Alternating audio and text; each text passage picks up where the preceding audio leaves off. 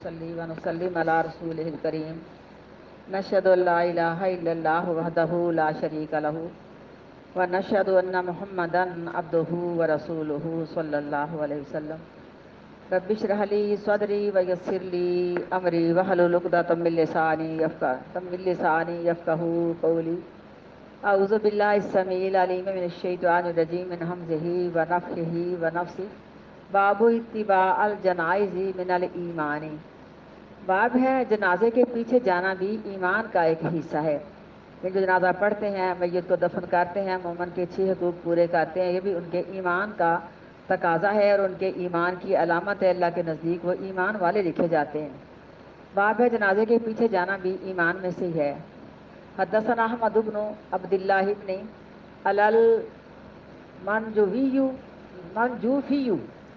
المنجوفی قال حدثنا روح قال حدثنا اوف عن الحسن و محمد عن ابی ہریرہ رضی اللہ تعالیٰ عنہ سے ان رسول اللہ بشک رسول اللہ صلی اللہ علیہ وسلم نے قال فرمایا من اتبع جنازہ تا جو شخص جنازے کے پیچھے جائے مسلم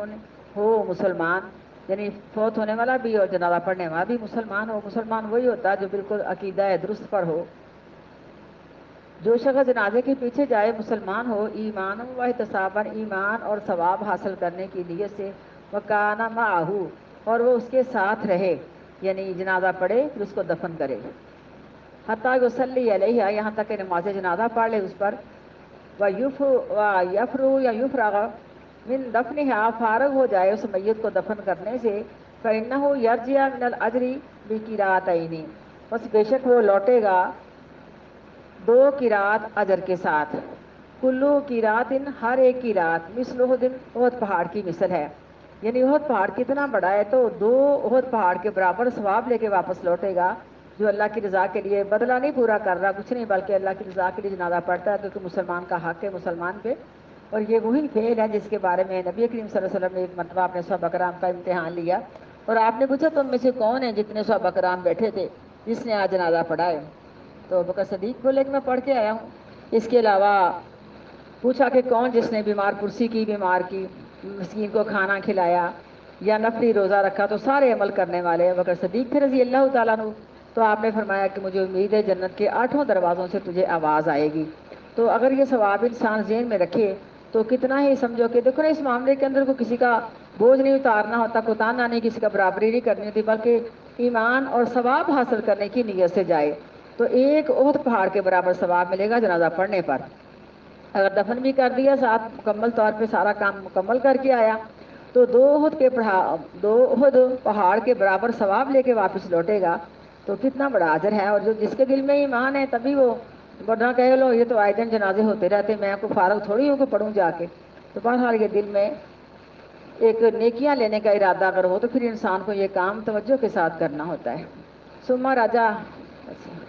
بیچ کی رات نے کلو کی رات مثل دن ہر ایک کی رات بہت پہاڑ کی مثل ہے۔ من صلی علیہ اور جس شخص نے نماز جنازہ پڑھی اس میت پر، ثم رجع پھر واپس لوٹ آیا، قبلہ اس سے پہلے ان تدفنا یہ کہ دفن کیا میت کو قبر میں، فإنہ یرجو من الاجر بقراءۃ بس بے شک وہ لوٹے گا 1 قرات اجر کے ساتھ۔ تابعہ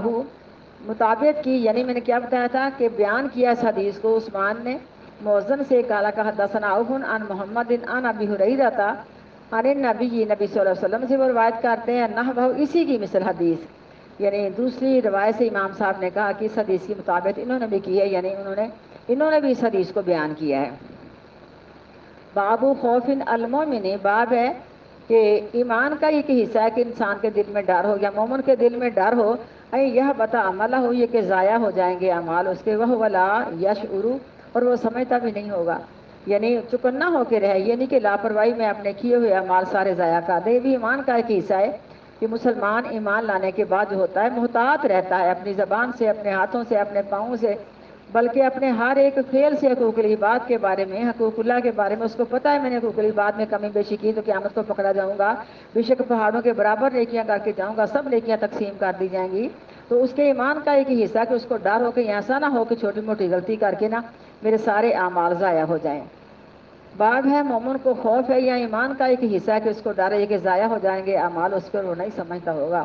وقال ابراہیم و تیمیہ اور کہا ابراہیم تیمی نے ما رست قولی علی عمل، یعنی کہتے کہ میں نے اپنا قول اور میں نے اپنا عمل جب برابر رکھا، اللہ خشیتو، یا نہیں میں نے برابر رکھا، یا نہیں میں نے پیش کیا اپنے قول کو اپنے عمل پر، ٹھیک ہے، کیونکہ قول جو ہے حدیث شریف کا ہے اور عمل جو اس کا اپنا ہے، نہیں میں نے پیش کیا اپنے قول کو اپنے عمل پر، اللہ خشیتو، مگر میں یہ ڈر گیا، مگر یہ کہ میں ڈر گیا، اکون مکذبا، یہ کہ ہوں گا میں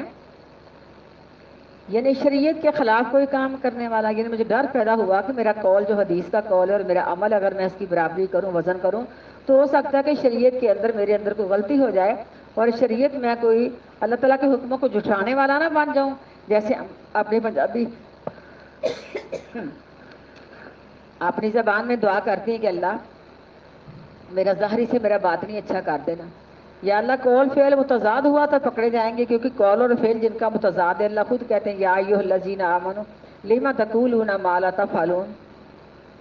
کبر مقتا عند اللہ ان تقولوا ما لا تفعلون، اللہ کے نزدیک بڑی بیزاری والی بات ہے جو ہم کہتی ہیں، کہتی کا مطلب کہ حدیث اور قرآن میں پڑھتی ہیں، اس سے ہمارا جو فعل ہے وہ مخالف ہے، اور یہی وہ لوگ ہیں جن کے لیے ایک بڑی وعید والی حدیث صحیح بخاری میں آتی ہے کہ جہنمی جہنم میں ہوں گے، کچھ لوگ ایسے ہوں گے جن کے پیٹ کی ساری انتڑیاں باہر نکلی ہوئی ہوں گی اور وہ ان کے گرد یوں گھومیں گے جیسے گدھا چکی کے ارد گھومتا ہے، کبھی آپ نے بیل دیکھے ہوں گے جو تیل نکالنے والے کولو پہ ہوتے ہیں، جہنمی پوچھیں گے کہ ہم تو جاہل تھے، بے عمل تھے، تمہیں کیا ہوا، تم تو عالم تھے، تو وہ یہی جواب دیں گے کہ ہمارے قول اور فعل میں متضاد تھا، ہم لوگوں کو نیکی کا حکم کرتے تھے، خود نیکی نہیں کرتے تھے، لوگوں کو برائی سے منع کرتے تھے، خود برائی سے منع نہیں ہوتے تھے، تو یہ دیکھو حالانکہ بڑے سمجھو کہ یہ محدث ہیں اور بڑے یہ سمجھو کہ اللہ تعالیٰ کے ولی ہیں، لیکن کہتے ہیں کہ جب میں نے اپنا قول اور اپنا عمل برابر کیا تو مجھے اس بات کا ڈر ہوا کہیں میں اللہ کے رسول کی حدیث کو جھٹلانے والا نہ بن جاؤں، تو بیٹا ہمیں بھی اس بات میں بہت ہی محتاط رہنا چاہیے، ہر کام کرنے میں جو ہمارا دل کہتا دیکھیں کہ کہیں اس کام سے مجھے اللہ نے منع تو نہیں کیا، اگر منع کیا ہے تو میں اس کام کو نہ کروں، بے شک دنیا کے اندر مجھے کتنا، دیکھو اب انسان کسی کا مقابلہ کرتا ہے، اپنے دشمن سے بدلہ لیتا ہے تو اس کے پاس کوئی وارنٹی نہیں ہے کہ میں نے برابر کا بدلہ لیا ہے، ہو سکتا ہے کہ زیادتی کر لیں، جب یہ باتیں دل میں ہو کہ ایسا نہ ہو کہیں میرے اعمال ضائع ہو جائیں، پھر اس ڈر سے وہ انسان ہر اپنی خواہشات جو بری ہے اس کو روک کر کے رکھے گا، اپنے نفس امارہ پر قابو ڈال کے رکھے گا کہ میں نے اس نفس کی بات کو نہیں ماننا، کہیں ایسا نہ ہو کہ میرے سارے اعمال ضائع ہو جائیں، اس حدیث کو آپ نے ہر وقت اپنے ذہن میں رکھنا ہے اور میں نے بھی ذہن میں انشاءاللہ رکھنا ہے کہ ایسا نہ ہو کہ جو ہم پڑھ رہی ہیں اور ہمارا فعل اس کے مخالف ہو جائے اور ہمارے اعمال ضائع ہو جائیں۔ کہتے ہیں ابراہیم تیمی نہیں پیش کیا میں نے اپنے قول کو اپنے عمل پر، اللہ خشیتو، مگر میں ڈر گیا، انا اکون مکذبا، یہ کہ ہوں گا میں شریعت کے حکموں کو جھٹلانے والا، اب یہ اس کا اور واضح معنی ہو جائے گا، مگر یہ کہ ڈر گیا میں یہ کہ ہو نہ جاؤں میں شریعت کے حکموں کو جھٹلانے والا، کہا ابن ابی ملیکہ تھا، کہا ابن ابی ملیکہ نے ادرکتو سلاسینہ، پایا میں نے 30 من اصحاب النبی، 30 صحابہ کرام میں سے، یا 30 نبی کریم صلی اللہ علیہ وسلم کے صحابہ کرام میں سے، کلہم یخافو النفاقی، تمام ہی ڈرتے تھے نفاق سے، لا نفس سے، اپنے نفس پر، یعنی 30 کے اوپر صحابہ کرام کو دیکھا جن کو ہر وقت اس بات کا ڈر تھا۔ اب دیکھو عمر فاروق رضی اللہ تعالیٰ عنہ کے بارے میں ہم دور نہ جائیں تو بڑی شخصیت کے مالک ہیں، ان کی بات سوچتے ہیں، جب ان کا آخری وقت ڈاکٹروں نے دیکھا، حکیموں نے دیکھا کہ ان کو دودھ پلایا گیا، ان کی پسلیوں سے نکل آیا، انہوں نے سمجھ لیا کہ اندرونی نظام درم برم ہو چکا ہے، انتڑیاں کٹ چکی ہیں، معدہ زخمی ہو چکا ہے، اب یہ نہیں بچیں گے، انہوں نے کہا امیر المومنین اب آپ کی زندگی ختم ہونے والی، کو وصیت کر جاؤ،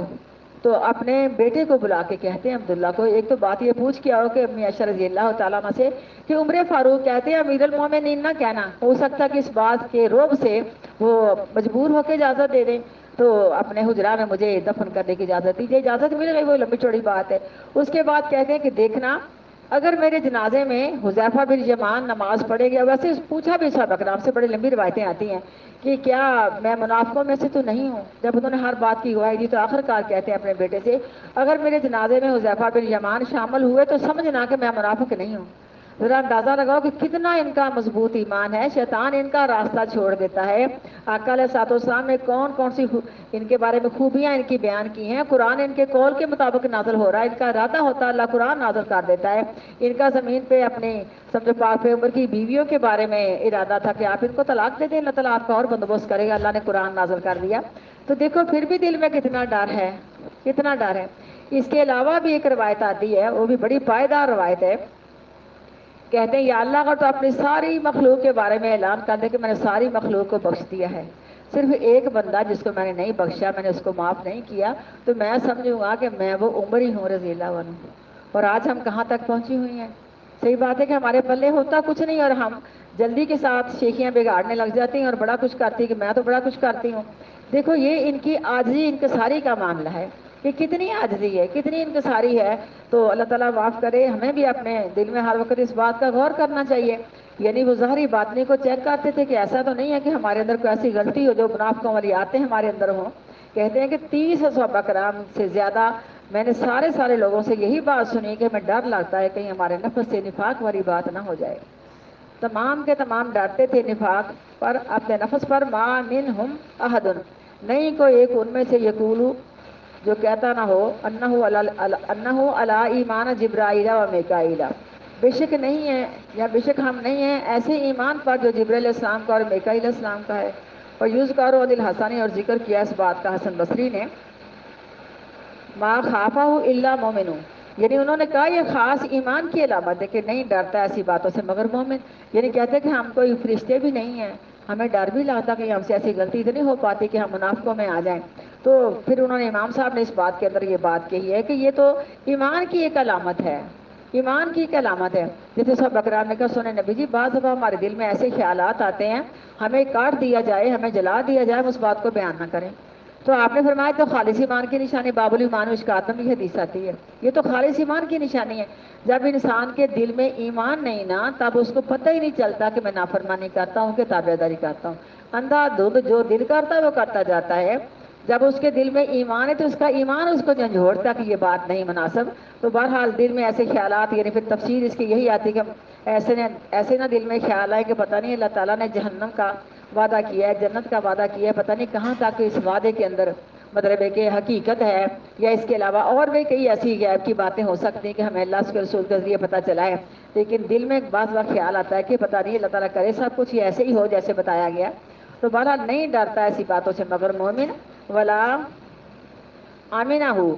الا منافق, اور نہیں بے خوف ہوتا ایسی باتوں سے مگر منافق. ٹھیک ہے نا, اب ہم نے اپنا ایمان خود چیک کرنا ہے کہ ہم بے خوف ہیں یا کہ ہم ڈرتے ہیں, چھوٹی چھوٹی بات پہ توجہ کرتے ہیں کہ ایسا نہ ہو ہم کسی کے سامنے کچھ کہتی ہے بعد میں اس کے مخالف کریں گی, منافقوں کے اندر آ جائے گی. منافق دو زبانوں والے ہوتے ہیں, پہلے منہ پہ کچھ کہتے ہیں پیچھے کچھ کہتے ہیں.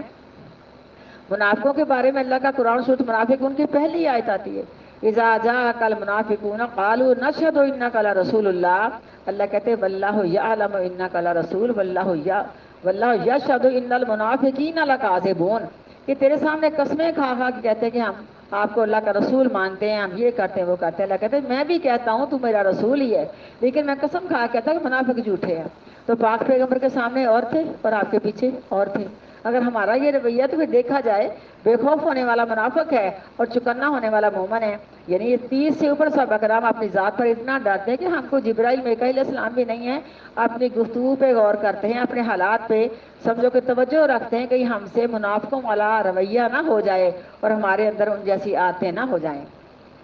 اور نہیں بے خوف ہوتا ایسی باتوں سے مگر منافق. وما یحذر من الاسرار, اور نہیں اور وہ ڈرتا ہے, یعنی اس بات سے ڈرتا ہے کہ گناہوں پر اڑا نہ رہے,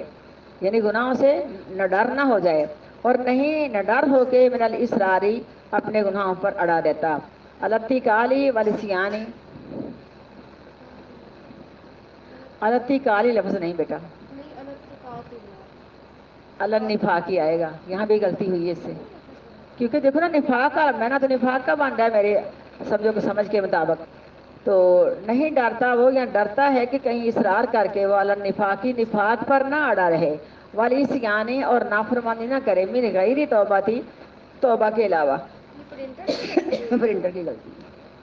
لفظ النفاقی ہے, التی کالی میں نے نہیں بنتا. ہاں جی,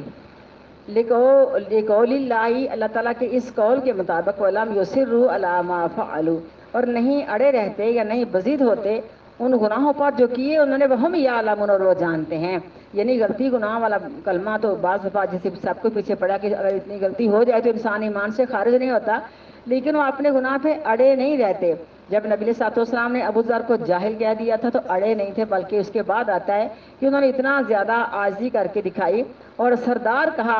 بلال رضی اللہ تعالیٰ کو، یا سیدی کہا، یعنی بہت اچھے القاب کے ساتھ ان کو بلایا، یہ نہیں کہا کہ کیا ہوا میں نے کہہ دیا تو غلامی تو ہے، یہ نہیں کہا، اڑے نہیں رہتے۔ اس کے علاوہ بھی جو بھی انسان سے غلطی ہو جائے، اڑ نہ جائے، غلطی ہو جاتی ابن آدم سے، لیکن اپنے گناہ پہ فوراً توبہ تائب ہونا، یہ بھی اس کے ایمان کی ایک علامت ہے۔ حدثنا محمد بن عرعرہ قال حدثنا شعبۃ عن زبید قال کا سالتو، میں نے سوال کیا ابو وائل سے انل مرجیاتی یا مرجیاتی، مرجیہ کے بارے میں۔ مرجیہ وہ لوگ ہیں نا، ان کا یعنی یہ ہے تو ویسے تابعی، لیکن مرجیہ کے بارے میں سوال کیا۔ فقالا پس کا حدثانی، یعنی مرجیہ کے متعلق یہ کہ مرجیہ کہتے ہیں، یعنی ان کا مطلب یہ کہ مرجیہ یہ لفظ کہتے ہیں۔ فقالا پس کا حدثنی حدیث، آگے سے انہوں نے جواب دیا کہ مرجیہ یہ کہتے ہیں، لیکن اس کے متعلق جو حدیث آتی ہے عبداللہ سے، بے شک نبی کریم صلی اللہ علیہ وسلم نے قال فرمایا سباب المسلم فسوق، یعنی گالی دینا مسلمان کو فسق میں سے ہے، اور فسق کبیرہ گناہ کو کہتے ہیں۔ وقتالہ کفر، اور اس کا قتل کرنا یہ کفر میں، یعنی کافر ہو جاتا اس کا قتل کرنے والا۔ تو بہرحال یہ مرجیہ کا قول ہے کہ کچھ بھی نہیں ایسا ہوتا، یعنی اپنے گناہ پہ اڑا رہے تو کچھ نہیں ہوتا، لیکن حدیث کا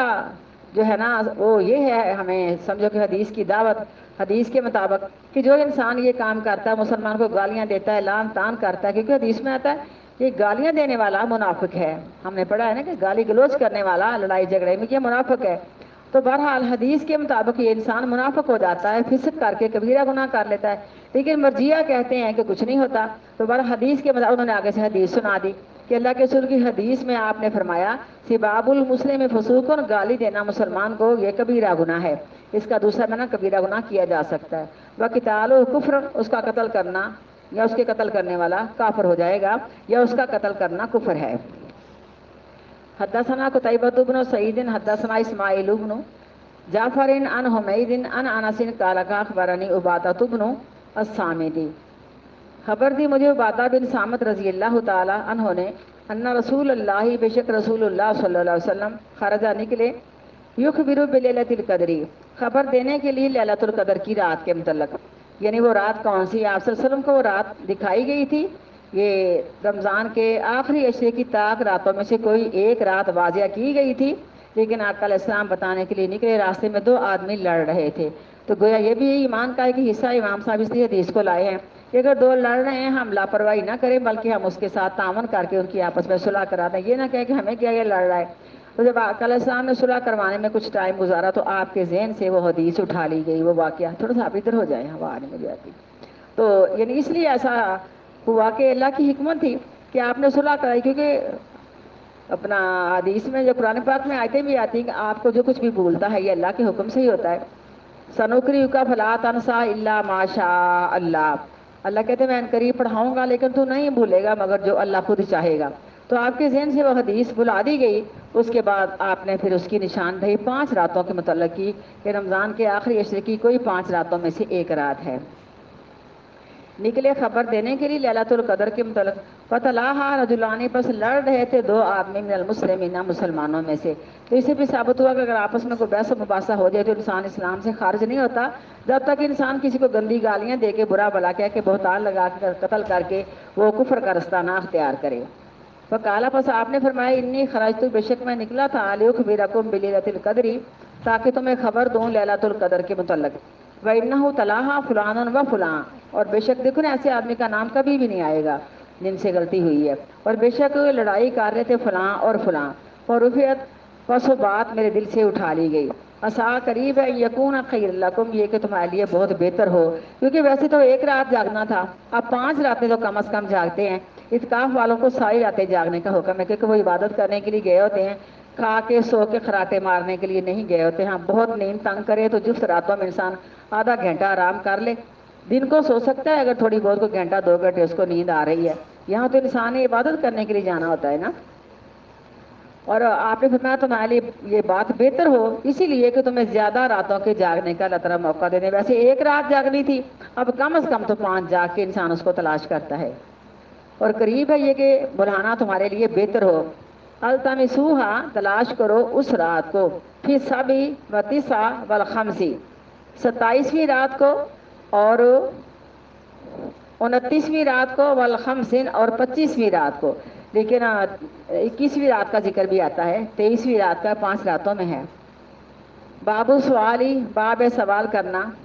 جبرائیل علیہ السلام کا ان نبی یا نبی کریم صلی اللہ علیہ وسلم سے. اس کو حدیث جبرائیلی کہتے ہیں اور مشکات میں سب سے پہلے یہ حدیث آتی ہے.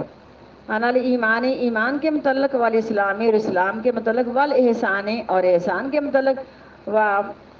علم الساعتی و علم الساعتی اور قیامت کے علم کے متعلق، و بیان نبی اور بیان فرمانا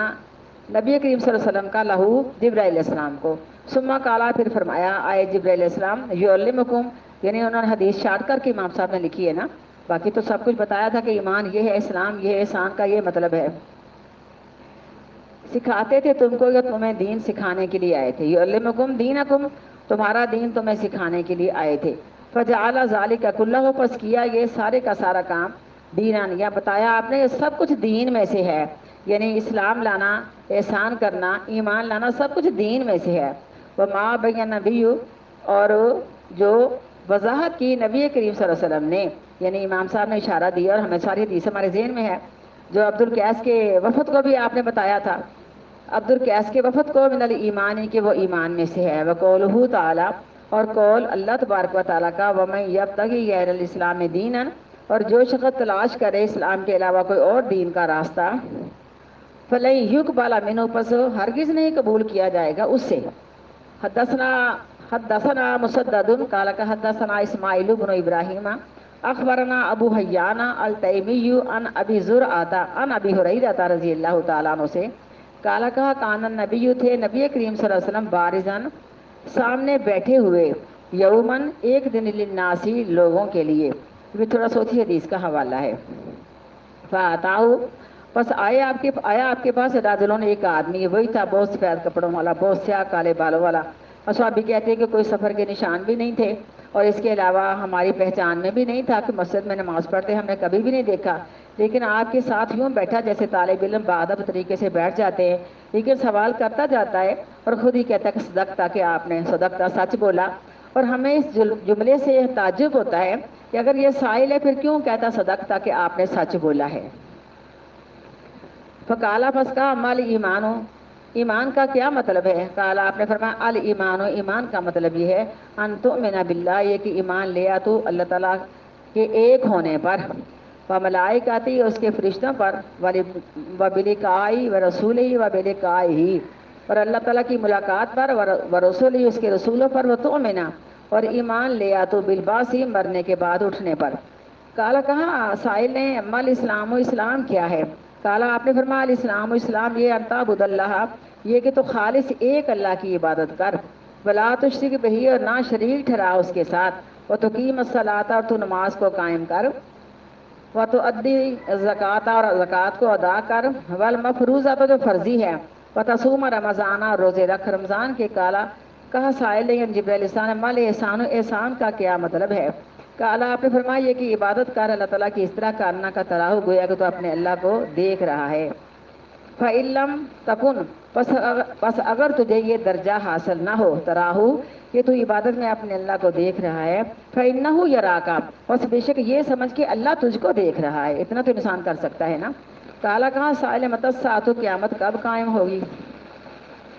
اعلیٰ فرمایا نبی کریم صلی اللہ علیہ وسلم نے، بل مسئول، نہیں ہے مسئول، بعالم من السائل، سائل سے زیادہ جاننے والا، کیونکہ مسئول نبی کریم صلی اللہ علیہ وسلم ہے اور سائل جبرائیل علیہ السلام ہے. اور کہا تو اللہ کے پاس سے ابھی ابھی آیا، شاید تجھے اللہ نے ابھی بتا دیا ہو، لیکن مجھے تو نہیں پتا تو اس سے زیادہ.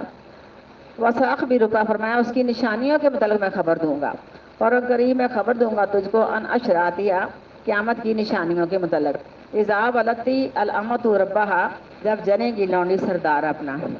آپ نے کئی جگہ یہ بات سنی ہوگی کہ ماں باپ اپنی اولاد کے سامنے یوں دبے ہوئے ہیں جس طرح کی اولاد کو اپنے ماں باپ کے سامنے دبنا چاہیے. یہ وہی دور ہے کہ بچوں نے اپنی جائیداد کے جھگڑے پہ آ کے ماں باپ کے ساتھ وہ سلوک کیا جو کہ کافر بھی نہیں کرتا، مسلمان تو کر ہی نہ سکتا، کافر بھی نہیں کرتا. اور یہ بھی سنا ہوگا کہ بعض دفعہ ماں باپ کو قتل کر دیا گیا، بعض دفعہ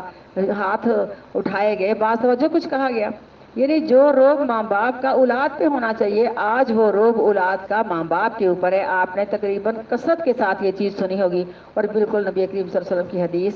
سچی ہے، اس میں کوئی شک نہیں۔ جب جنے گی لونڈی اماتو، کیونکہ عورت کو اماتو کہا گیا ہے، آپ نے فرمایا مردوں کو یہ عورتیں تو تمہارے نکاح میں ہیں نا، یہ اماتن ہیں، لونڈیاں ہیں، یہ دیکھو نا جہاں بھی یہ ہیں زیر تحت ہیں۔ عورت کی حکومت تو اللہ تعالیٰ نے پسند ہی نہیں کی، فرمایا جس علاقے میں عورت کی حکومت ہے وہ علاقہ اللہ کے غضب میں ہے۔ تو گھر میں بھی عورت کی حکومت نہیں، مرد کی ہے۔ عورت سمجھو کہ ایک بہت خوبصورت مقام پہ، ملکہ کے مقام پہ آ سکتی ہے جو کہ بادشاہ کی بیوی ہوتی ہے، لیکن عورت کی حکومت نہیں ہے، اس لیے اس کو اماتن کہا گیا ہے۔ فرمایا آپ نے ان کے ساتھ اچھا سلوک کرو، یہ اللہ کے حکم سے تمہاری تابع دار ہیں۔ وَإِذَا تَطَاوَلَ رُعَاةُ الْإِبِلِ، مشکات میں حدیث تفصیلی بہت آتی ہے، لیکن یہاں اتنا ہی کہا گیا ہے کہ سیاہ اونٹوں کو چروانے والے چرواہے، یعنی بالکل جیسے کہتے ہیں اونٹوں کو بکریوں کو چروانے والے چرواہے غربت کے دور میں ہوتے ہیں، لیکن مال ملنے سے اور ملک کا عہدہ ملنے سے بڑی بڑی کوٹھیاں بن گئی، بڑے بڑے عہدے مل گئے، بڑی بڑی شان و شوکت مل گئی، اور پھر اپنی عمارتوں پہ فخر کرنے والے بن گئے۔ آج آپ دیکھیں ملکوں میں، اپنے پہلے وزیر اعظم کو دیکھیں کہ وہ کہاں کا کہاں پہنچ گیا، اور بلکہ اس کو کیا کہنا ہے، جتنے بھی وزیر اعظم پاکستان کے بنے انہوں نے جھاڑو کے ساتھ پاکستان کی جائیداد اور روپے پیسے کو سمیٹا، اور انہوں نے پاکستان کو کلاش، غریب اور فقیر اور بالکل دوسرے ملکوں کے تحت کر دیا۔ یہی حال ہے۔ تو جو بادشاہ بنتے ہیں وہ سارا مال سمیٹتے ہیں، اور اگر کسی نے امیر بننا ہو نا تو ووٹنگ میں اپنا حصہ لے لے، بڑا مال ملے گا بوریاں بھر، پھر بکتے ہیں یہ لوگ، جب ممبر بن جاتے پھر بکتے ہیں، ان کا بڑا مول جو ہے نا وہ لگتا ہے۔ تو کہا یہ قیامت کی علامت ہے کہ پہلے کچھ بھی نہیں تھے، لیکن جب مال مل گیا پھر وہ اپنے بڑی بڑی عمارتوں پر فخر کرنے لگ گئے۔ اس کے بعد ان کو اتنا بھی پتہ نہیں ہے کہ وضو کیسے کرنا۔ آپ دیکھو کئی مرتبہ آپ نے سنا ہوگا جب ووٹنگ ہوتی ملک پاکستان میں، انتخاب ہوتے ہیں،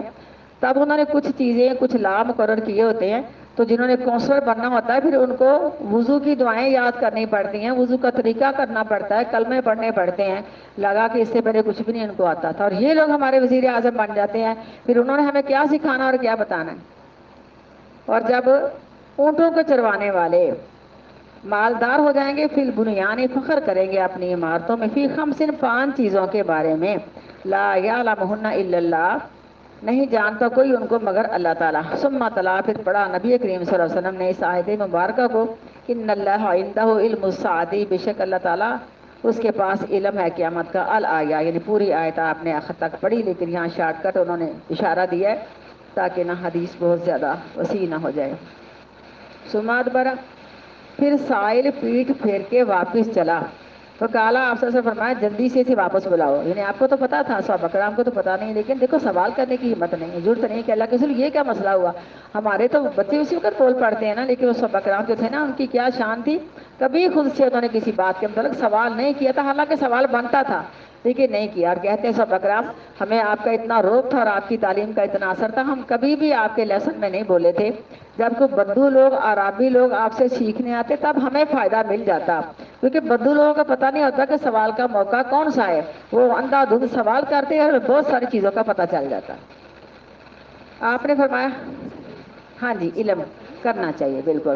یہ میں اکثر کہتی ہوں کہ جو بچیاں اپنی کلاس میں سوال کرتی ہیں مجھے بڑی ان سے محبت ہے، اس لیے کہ ان کے اندر علم کی ایک علامت ہے،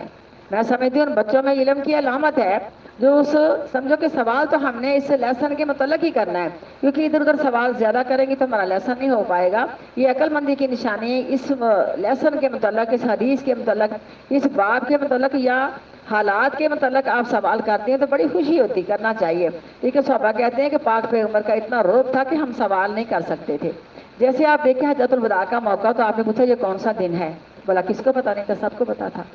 پوچھا آپ نے کون سا مہینہ ہے، یہ کون سا شہر ہے، تو صحابہ کرام کیا کہتے ہیں اللہ و رسولہ عالم، اور کہتے ہیں کہ اتنی دیر نبی کریم صلی اللہ علیہ وسلم خاموش رہے، ہمیں یوں لگا کہ آپ اس شہر کے علاوہ کو اور کسی اور شہر کا نام لے دیں گے، پتا تھا 10 ذی الحج کا دن ہے، ہم قربانیاں کرنے کے لیے پہنچے ہوئے ہیں، پتا تھا یہ جو شہر ہے یہ مکہ کا شہر ہے، یہ تو ان کو دعائیں کر کر کے اللہ تعالیٰ نے حج کا موقع دیا تھا، لیکن جواب دینے کی ضرورت نہیں ہے، پتا تھا، یہ نہیں کہ نہیں، لیکن پھر بھی نہیں ہے۔ یہ ایک استاد کا روب ہوتا ہے تو بہرحال وہ پاک پیغمبر کا روب تھا، ہم ایسی بات اپنی کلاس میں نہیں کہہ سکتے، لیکن یہ ضرور ہے کہ بات کرتے وقت ہمیں تھوڑا سا نا احتیاط کے ساتھ علمی سوال کرنا چاہیے، اور بچوں کے اندر علم کی ایک علامت گنی جاتی ہے جو بچے اپنے استاد سے سوال کر کے اس مسئلے کی وضاحت چاہ لیتے ہیں۔ اللہ اکبر۔ فقالا آپ نے فرمایا ردو اس سائل کو واپس بلا کے لاؤ، فلم یروا شیئا، یعنی دیکھو نا باہر نکلے، باہر کوئی بھی چیز نہیں ہے، حالانکہ جب وہ آتا ہے تو وہ اتنے کو آباد علاقے تو نہیں تھے نا، کافی سمجھو کہ وہ کھلا علاقہ تھا، لیکن باہر کوئی بھی نہیں ہے، تو وہ تو جبرائیل علیہ السلام جب اندر سے باہر نکلے ہیں تو وہیں سے اللہ آسمان کی طرف چڑھ گئے ہیں، تو ملنے کہاں سے تھے؟ فرمایا آپ کو پتا تھا، فرمایا بلا کے لاؤ، اللہ کے رسول وہاں تو کوئی چیز نہیں ہے، فرمایا جانتے ہو جو کون تھا؟ سائل۔ کہا اللہ کے رسول جی ہمیں کوئی پتہ نہیں ہے، اللہ اس کا پیغمبر ہی جانے۔ آپ نے فرمایا جبرائیل علیہ السلام تھے، تمہیں تمہارا ایمان اور تمہارا اسلام بتانے کے لیے آئے تھے، وضاحت کرنے کے لیے آئے تھے۔ ہاں جی، فرمایا آپ نے اس کو واپس بلا کے لاؤ، کچھ کہا ہے بیٹا آپ نے؟ اچھا، فرمایا آپ نے واپس بلا کے لاؤ، فلم یروا شیئا، بس باہر نکل کے دیکھا تو کوئی چیز بھی نہیں تھی، یا نہ دیکھا انہوں نے باہر کسی کو بھی۔ فقالا تو فرمایا نبی کریم صلی اللہ علیہ وسلم نے حاذا جبریل، یہ جبرائیل علیہ السلام تھے، جا آئے تھے یعلم الناس دینہم،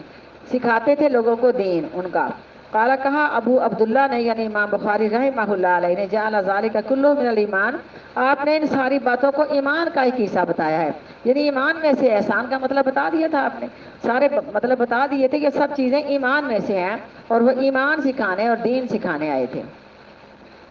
بابو حدثنا ابراہیم ابن حمزہ قال حدثنا ابراہیم ابن سعد عن صالح عن ابن شہاب عن عبید اللہ ابن عبد اللہ ان عبد اللہ ابن عباس اخبرہ، انہوں نے خبر دی، کالا کا اخبرانی، خبر دی مجھے ابو سفیان بن حرب نے، بے شک ہرقل نے کہا تھا لہو اس کو، سالتو کا، یعنی ہرقل نے ابو سفیان سے کہا تھا، سوال کیا میں نے تجھ سے، حل یزیدونا ام ینقصونا، کیا ایمان لانے کے بعد اس پیغمبر کی جماعت بڑھتی جا رہی ہے یا وہ کم ہوتی جا رہی ہے؟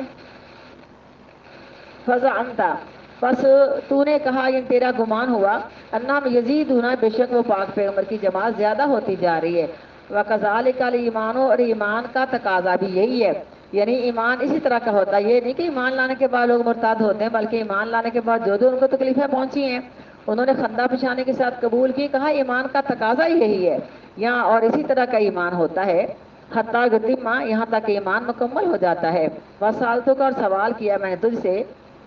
ہرقل کہتا، کیونکہ اپنے سوال وہ 11 پھر دہرا رہا ہے نا، ہم نے پیچھے سارا باب الوحی کے اندر پڑھا ہے اس حدیث کو، حال یرتد احد، کیا کوئی مرتد بھی ہوا ہے کوئی ایک ناراض ہو کے، لے دین، اس کے دین سے، بعد اس کے بعد این یدخلا، یہ کہ وہ ایمان میں داخل ہوا بھی اس میں، فزعمتا، پس تیرا خیال ہے، اللہ یہ کہ نہیں، وکذالک الایمان، اور ایمان کا تقاضا ہی یہی ہے، یہاں اسی طرح کا ایمان ہوتا ہے، ہی نہ تو خالد بشاشت، جب وہ سما جاتی ایمان والی بات اس کے دل میں، تو اس کے دل میں اس کی خوشی ہوتی ہے، یعنی کبھی بھی ایمان سے مرتد نہیں ہوتا۔ لا یسخط احد، نہیں ناراض ہوتا کوئی ایک بھی ایمان سے۔ بابو فضلی من استبرا لدینہ،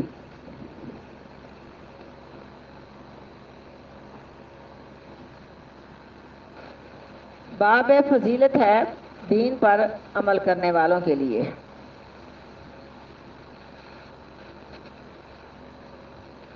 حدثنا ابو نعیم حدثنا زکریا عن عامر قال کا سمعت نعمان ابن بشیر یقول، کہتے تھے سمعت، میں نے سنا، رسول اللہ صلی اللہ علیہ وسلم سے، یقول، آپ فرماتے تھے، الحلال البین، یعنی دین سے بری ذمہ ہونے کا یا دین پر قائم رہنے کی کیا کیا علامتیں ہیں، وہ چیزیں اس حدیث میں آتی ہیں، جیسے امام بخاری نے کہا کہ حلال بھی واضح ہے، حرام بھی واضح ہے، لیکن ان دونوں کے درمیان کچھ مشتبہ چیزیں ہیں، جو مشتبہ چیزوں سے بچ گیا اس نے اپنا دین اور اپنی عزت بچا لی، اس بارے میں ایمان، یہ بات ہے۔ ہاں جی، کہا سنا میں نے رسول اللہ صلی اللہ علیہ وسلم سے، یقول، آپ فرماتے تھے، الحلال بین والحرام بین، حلال بھی واضح ہے اور حرام بھی واضح ہے، یعنی اس میں تو کوئی شک ہے ہی نہیں نا، اور بینہما مشتبہات، اور ان دونوں کے درمیان کچھ مشتبہ چیزیں ہیں، لا یعلمها کثیر من الناس، نہیں جانتے ان چیزوں کو زیادہ لوگ، کیونکہ کہتے ہیں نا فلاں عالم کہتا کر لو کچھ نہیں حرج، فلاں کہتا کر لو کچھ نہیں حرج، حالانکہ وہ تو اپنے اپنے مسلک کے مسئلے بیان کر رہے ہوتے ہیں، ہمیں خود دیکھنا آتا. لیکن یہ دیکھو جس بارے میں کچھ لوگ منع کر رہے ہیں، کچھ لوگ کہتے ہیں کوئی حرج نہیں، یہ ہو گئی مشتبہ چیزیں، تو کہا ان کو چھوڑ دو. یعنی اس کی وضاحت آگے آ بھی رہی ہے کہ مشتبہ چیزوں میں جو انسان پرہیز نہیں کرے گا گویا کہ وہ اپنے دین کو ضائع کر بیٹھے گا. اس کی مثال یوں ہے جیسے کسی، اس کو اپنے پاس ہی رکھ لیا کریں، جیسے کسی بادشاہ کی کچھ چراگاہ ہے، وہ اپنے جانوروں کو لے کے اس بادشاہ کی مخصوص چراگاہ کے قریب قریب اپنے جانوروں کو چراتا ہے. تو ہو سکتا ہے کہ کوئی جانور چھوٹ کے بادشاہ کی چراگاہ میں چر لے تو یہ جرم ہوتا ہے. بادشاہ کی چراگاہ میں اپنے جانور چروانا جرم ہوتا ہے. نبی کریم صلی اللہ علیہ وسلم کی مدینہ کے اندر چراگاہ تھی جہاں آپ کے صدقے کے اونٹ چرا کرتے تھے. قانون تھا آپ کا کہ جس نے اپنے جانوروں کو میری چراگاہ میں چرایا اس کے جانور سارا مال سمیت لا کے مجھے دے دیا جائے، تو آپ اس کا سارا مال اور اس کا سارا سامان اور سارے اونٹ آپ اپنے قبضے میں لے لیتے تھے، سمجھو کہ بطور سزا. یہ اصول تھا. تو کہا کہ ہر ایک بادشاہ کی چراگاہ ہوتی ہے، تو اللہ کی چراگاہ حرام کردہ چیزیں ہیں. جب مشتبہ چیزوں میں ہم جائیں گی پھر کرتے کرتے ہمارے قدم حرام چیزوں میں چلے جائیں گے. ہم نے مشتبہ چیزوں سے یوں بچنا ہے، اور جس طرح ہم نے اپنے ایمان اور عزت کو بچانے کا ہمارے دل میں جذبہ ہونا چاہیے اور ہے. کوئی شک نہیں، جو چیزیں مشتبہ ہوگی ان کو چھوڑ دو. کچھ عالم کہتے ہیں کرو، کچھ کہتے ہیں نہ کرو، کیونکہ وہی کہتے ہیں کرو جو خود کرتے ہیں. اور جو پکے سمجھو کہ صحیح طریقے پہ چلنے والے ہیں وہ تو بالکل وضاحت کریں گے. اب دیکھو تویز دھاگا میں کتنا کچھ آپ کو مل رہا ہے، بڑے بڑے عالم کر رہے ہیں، ہم کہتے ہیں حرام ہے، جائز ہی نہیں ہے. لیکن اس میں مشتبہ چیزوں سے بچو. صرف دم کرنا جائز ہے.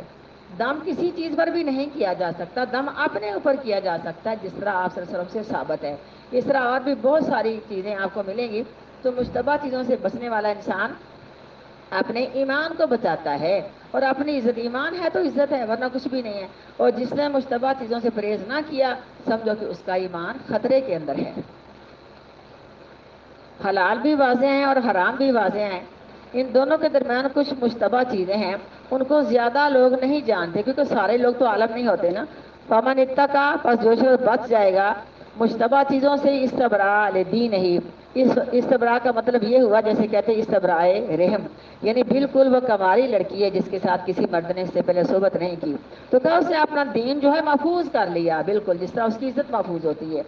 محفوظ کر لیا اس نے اپنا دین، عرض ہی اور اپنی عزت. ومن وقع، اور جو شخص واقعہ ہو گیا یعنی گر پڑا، اس کا لفظی میں نے یہ بندہ گر پڑا یعنی داخل ہو گیا. اور جو شخص گر پڑا یعنی داخل ہو گیا فی شبہاتی، مشتبہ چیزوں میں، کرائن، اس چرواہی کی طرح ہے، یرعا حول الحما، جو چرواتا ہے اپنے جانوروں کو بادشاہ کی چراگاہ کے ارد گرد. یوشکو، قریب ہے، این یو کیا ہو، یہ کہ منہ مار لیں اس چرواہے کے جانور. اللہ و انا لکلی ملکن، خبردار بے شک ہر ایک مالکن، بادشاہ کے لیے ہمن چراگاہ ہوتی ہے. اللہ، خبردار، ان ہم اللہ، بے شک چراگاہ اللہ تعالیٰ کی، فی ارض ہی محارمہ، اس زمین پر، یعنی اس زمین پر جو اللہ کی چراگاہ ہے نا، خبردار چراگاہ اللہ تعالیٰ کی ارض، اس زمین پر، محارم ہو، یہ حرام کردہ چیزیں ہیں، سمجھ آ گئی نا. خبردار، اور بے شک جسم میں مضغۃ، ایک ایسا ٹکڑا ہے، اذا صلحت، جب وہ صحیح ہوگا، یا صلحت، جب وہ صحیح ہوگا، صلح جسدہ کلہ، یا کلہ، اس کا سارا جسم صحیح رہے گا، اور جب وہ بگڑ جائے گا اس کا سارا جسم بگڑ جائے گا. الا، خبردار، وہی القلب، وہ انسان کا دل ہے. اگر دل میں اللہ تعالیٰ کا ایمان مضبوط ہے، اللہ کا حکم مضبوط ہے، کبھی بھی انسان مشتبہ چیزوں میں نہیں گرے گا. بابو اداؤ الخمس من الایمان، باب ہے خمس حصہ ادا کرنے میں بھی ایمان ہے، یعنی دفن شدہ خزانہ اس کا خمس حصہ دینا ہوتا ہے نا، یہ بھی ایک ایمان کی علامت ہے. جہاں سے اس کو خزانہ ملا وہاں تو کوئی بھی نہیں تھا، ایمان کی علامت ہے. اللہ سے ڈر جائے کہ یہ مجھے زمین میں خزانہ ملا ہے، اس کا خمس حصہ، 5واں حصہ بیت المال میں جمع کرایا جائے. زکوٰۃ تو 20واں حصہ ہے، 10واں حصہ ہے اس نے محنت کی ہے، اس سے بھی کم ہے. 20واں حصہ اگر بارشی پانی سے اس کی زمین کو سیراب کیا جا رہا ہے، اگر اس نے خود محنت کی تو پھر اس سے بھی زیادہ ہے، لیکن یہ 5واں حصہ ہے اس لیے زیادہ ہے کہ اس میں اس کی کوئی محنت بھی نہیں ہوئی. حدثنا علی بن جعد قال اخبرنا شعبۃ عن ابی حمزہ قال کنت تھا میں اقعد، بیٹھا ہوا، ابن عباس کے ساتھ یا عبداللہ بن عباس کے ساتھ رضی اللہ تعالیٰ عنہ سے. فیجلسنی علی سریرہ، بس انہوں نے خاص ہی مجھے اپنے تخت پر بٹھایا، یعنی کہا تو نے میرے پاس ہی رہنا اور تجھ کو جو مجھے مالک نعمت ملے گی میں تجھے دوں گا. بس خاص ہی مجھے انہوں نے اپنے تخت پر بٹھایا. فقالا پس کہا کہ میں اندی میرے پاس ہی ٹھہرے رہنا. حتی جعل لک سہمن من مالی یہاں تک کہ مقرر کر دوں میں تیرے لیے حصہ اس مال میں سے. فَأَقُمْتُ مَعَهُ شَهْرَيْنِ پس ٹھہرا میں اس کے ساتھ 2 مہینے. ثم قالا پھر فرمایا اس وفد کے لیے جو عبد القیس کا آیا تھا. لما آتوا النبی جب وہ آئے نبی کریم صلی اللہ علیہ وسلم کے پاس. قالا آپ نے فرمایا من القومی تمہارا تعلق کس قوم سے ہے؟ اور من الوفد یہ راوی کو شک ہے کہ آپ نے قوم پوچھی تھی یا وفد پوچھا تھا، تو آپ نے وفد پوچھا تھا. آپ کا تعلق کس وفد سے ہے؟ قالوا انہوں نے کہا ربیۃ ہم ربیہ خاندان کے ہیں، اس لیے آپ نے ان کو مرحبا کہا تھا. یہ جو قبیلہ تھا نا یہ بغیر لڑائی کے اور جنگ کے خود ہی اسلام لا کے پاک پیغمبر کے پاس بڑے با ادب طریقے کے ساتھ آئے تھے. وہ جو خود ہی اسلام لانے والے سورۃ حجرات میں جن کا ذکر آتا ہے نا، وہ تو بے ادب تھے جو آپ کو آوازیں دیتے تھے اور اپنا روب جماتے تھے. لیکن آپ نے اس لیے ان کو خوش آمدید کہا کہ یہ بغیر جنگ کے بغیر لڑائی کے خود یہ باعزت طریقے سے آ گئے ہیں. کیونکہ جن کو جنگ کر کے لایا جاتا ہے ان کو قیدیوں کی شکل میں لایا جاتا ہے، ان کو عزت اس وقت ملتی ہے کہ جب اسلام قبول کر لیں. انہوں نے کہا ہم ربیہ خاندان میں سے. قالا آپ نے فرمایا مرحبا خوش آمدید و بالقوم ایسی قوم کو اور بالوفد ایسے وفد کو. غیر خزایا یہ رسوائی کے بغیر آئے ہیں. ولا یہ بھی راوی کو شک ہے خزایا بولا تھا، ولا ندامہ بولا تھا کہ ندامت کے شرمندگی کے بغیر آئے ہیں یا بغیر رسوائی کے ہیں. وہ بھی یہی مطلب ہے کہ خود سے ہی آئے ہیں، ان کو کوئی گرفتار نہیں کیا گیا. فقالوا پس انہوں نے کہا اللہ کے رسول صلی اللہ علیہ وسلم انا لا نستطيع بے شک ہم نہیں طاقت رکھتے ان ناتیے گا یہ کہ آئیں آپ کے پاس مگر ان حرمت والے مہینوں میں. بیننا و بینک ھذا الحی من الکفار ہمارے درمیان اور آپ کے درمیان یہ کافروں کے قبیلے ہیں جو مضر قبیلے ہیں. یعنی مضر قبیلے کے لوگ ہمیں آپ کے پاس نہیں آنے دیتے. یہ ہم تفصیلی حدیث مشکات کے اندر پڑھی ہوئی ہے. بس آپ ہمیں حکم کرے بیامرین ایسے کام کا فصل لیں، یعنی آپ ہمیں حکم دیں کوئی فیصلہ کن بات کا، ہم خبر دیں اس کی من ورائی نہ اپنے پیچھے اپنے علاقے والوں کو، اور ہم داخل ہو جائیں بے اس بات کے ساتھ الجنہ جنت میں. اور سوال کیا انہوں نے آپ سے انل عشری باتیں کچھ پینے کے متعلق. فامرہم پس آپ نے حکم دیا ان کو بے 4 کاموں کے کرنے کا. ونہاہم عن الاربع اور منع کیا آپ نے ان کو 4 کاموں سے. حکم دیا آپ نے ان کو ایمان لانا اللہ کے ساتھ وحدہ جو اکیلا ہے. کالا آپ نے فرمایا تدرونا کیا تم جانتے ہو مال ایمان ہو کیا مطلب ہے ایمان کا؟ بات واضح ہو گئی. کیا مطلب ہے ایمان کا؟ مل ایمان باللہ یعنی کیا مطلب کہاں چلے. کالا تدرونا مالا ایمان باللہ وحدہ کیا مطلب ہے ایمان لانا اکیلے اللہ کے ساتھ. کالو کہا وفد کے لوگوں نے اللہ و رسولہ عالم اللہ اس کا پیغمبر ہی زیادہ جانتا ہے. کالا آپ نے فرمایا شہادت اللہ الہ الا اللہ وان محمد الرسول اللہ صلی اللہ علیہ وسلم واقام الصلاۃ اور قائم کرنا نماز کو، وایتاء الزکوٰۃ اور ادا کرنا زکوٰۃ کو، سیام و رمضان اور روزے رکھنا رمضان شریف کے. ان تو یہ کہ تم دے دو، کیونکہ اس میں آیا نا خمس کا 5واں حصہ غنیمتوں کا دو، تو امام صاحب اس لیے حدیث کو لائے ہیں اپنے اس باب میں. یہ کہ تم دے دو غنیمتوں کے مال میں سے الخمس 5واں حصہ. ونہاہم اور منع کیا آپ نے ان کو ناربین 4 کاموں سے یا 4 چیزوں سے. انل ہنتمی یہ جو ہے نا ہنتم یعنی لاکھ کا روغن کیا ہوا مرتبان. ودبائی اور کدو کا بنایا ہوا مرتبان. ون نکیری اور لکڑی کا کریت کے بنایا ہوا برتن. والمزفاتی اور رال کے روغن والا برتن. اصل میں یہ برتن حرام نہیں تھے، ان برتنوں میں شراب تیار ہوتی تھی. تو نبی کریم صلی اللہ علیہ وسلم نے جب ان کو شراب سے روکا تو آپ نے کچھ وقت کے لیے ان کو قبرستان جانے سے بھی روک دیا، کیونکہ جس طرح وہ لوگ بت پرستی کرتے تھے ویسے ہی وہ لوگ قبروں کی پوجا بھی کرتے تھے، تاکہ قبروں کو دیکھ کے ان کو اپنا شرکیہ زمانہ نہ یاد آ جائے. اور شراب کے سمجھو کہ نشئی تھے شروع سے ہی سمجھو کہ، تو آپ نے کچھ وقت کے لیے برتن بند کر دیے تھے. آخرکار پھر آپ نے حکم فرمایا تھا کہ اب تمہارا ایمان مضبوط ہو گیا ہے، قبروں پر جایا کرو، قبروں والوں کے لیے دعا کیا کرو، اپنی قبر کو یاد کیا کرو. اس کے بعد آپ نے فرمایا کہ برتن کسی چیز کو حلال نہیں کرتے اور برتن کسی چیز کو حرام نہیں کرتے. یعنی اگر شراب حرام ہے تو برتن جو میں نے حرام کیے ہیں نا تمہارے دل کے لیے کیے کہ تمہارے دل میں کہیں شراب کی دوبارہ محبت نہ لوٹ آئے. اب تمہارے دل میں شراب کی نفرت پیدا ہو چکی ہے، اب تم میرے برتنوں کو استعمال کر سکتے ہو. یہ کئی مرتبہ حدیث ہم پڑھیں گے بخاری کے اندر بھی، اور ہم نے مشکات کے اندر بھی اس کو پڑھا ہوا ہے.